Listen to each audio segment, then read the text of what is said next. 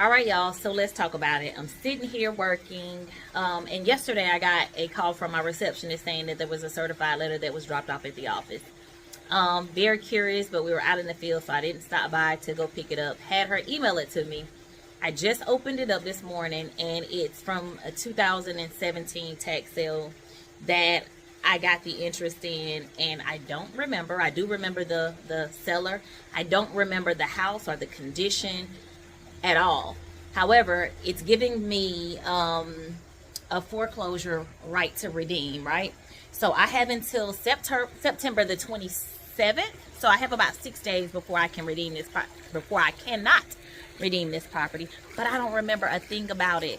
And so as we're sitting here working, I decided, you know what, let's just go stop. Let's go look at it. I'm thinking maybe it was in like disrepair or something like at the time, or maybe it was too much work for me.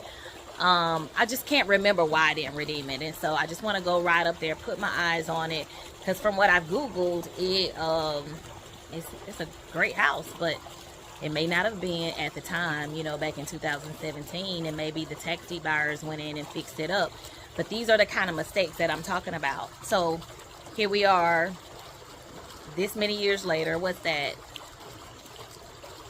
About 7-8 years later, and they're just filing a foreclosure right to redeem. And so that means that I, who they serve, still has an interest. I have an interest in this property. I can go buy it back. I can say, hey, yeah, I do choose to exercise my right.